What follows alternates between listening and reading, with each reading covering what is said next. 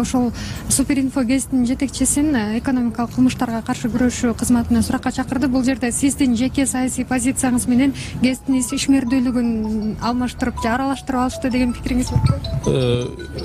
Бул сөзсүз ошол эле. Албетте бул нерсени мисалы кече жакында эле Сооронбай Жээнбеков менин атыма карата мен бул биринчи жолу угуп атам.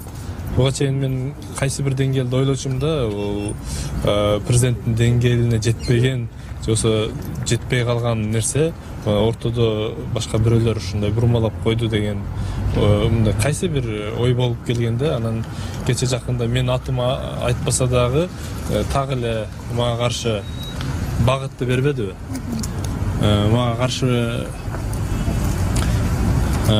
каршы багытты бергенден кийин албетте бул мамлекеттин эң жогорку тепкичиндеги кызматкер болгондуктан калгандары көчө эмнени көрсөтсө ошонун артынан кетип атат. Ошол баары дал келип атат. Сиз ошол азыркы учурда Суперинфо жетекчиси Шайса Шатмановдон чыкканга чейин күтөсүз да? Мен чет өлкөдө болчумун 2 күн мурун. Анан ушул окуяны укканда албетте сөз мен моралдык колдоо көрсөтүш үчүн, бүт болгон колдоо көрсөтүш үчүн келдим. Анткени бул жерде бул Суперинфо жосо Суперинфонун жетекчиси, Суперинфонун коллективи бул менин баягы чындык үчүн, адилеттүүлүк үчүн болгон күрөшүмдүн булар ушул курмандыгы болуп атышат деп ойлоп атам да.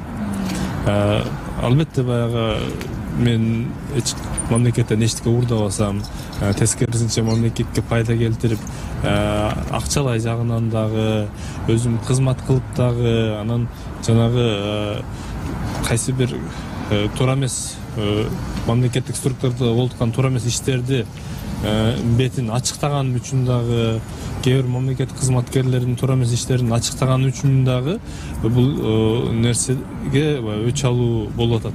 Бирок өч алуу түздөн түз болушу мүмкүн. Жосо кыйыр мени колдогон адамдарга, жакындарыма басым аркылуу болушу мүмкүн. Бул ушунун бир бөлүгү деп эле кабыл алып атам мен. Учурдан пайдаланып дагы бир суроону бере кетейин. Ошол президент коомчулукту коррупцияны ачыктаганга жардамдашкыла деген чакырык жасап, анын негизинде сиз ачыктаган элеңиз, бирок колдоо таппай калды да. Андан кийин бул чакырыгы ишке ашып атабы, ачыктагандарды көрүп атасызбы? Сиздин баамыңыз кандай болот? Мен бул жерде бир нерсени түшүндүм. Кайсы бир кемчиликтерди ачыкташ үчүн биринчиден ошол ачыкта деген буйртманы ошол Ак үйдөн алыш керек окшойт. Ак үйдөн ошо буйртма алып, ушул адам ыңгайсыз болуп атат, ошол адамдын мына сага мындай документтер, аны сен ошону ачыктап чыгарып койсоң, анан кийин биз сени мактап тиги адамды жазалайбыз дегендей ушундай бир схема иштейт окшойт да.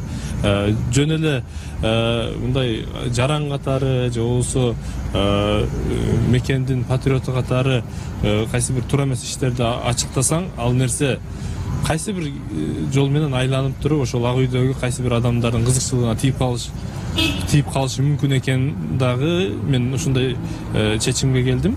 Ушундай бир жыйынтык ойлоп атам да. Анан ошондуктан бул нерсе кайсы бир ачыкта деген адамдарды гана ачыкташ керек окшойт. Өздөрү көрсөтүп берген. Анан ошолордон кийин булар бирөөнүн колу менен жазалаш керек. Ал эми сен көрүп аткан кемчиликтер боюнча айтсаң, анда уруксаты жок, коррупцияга каршы күрөштүң деп анан өзүңө каршы күрөш болот окшойт.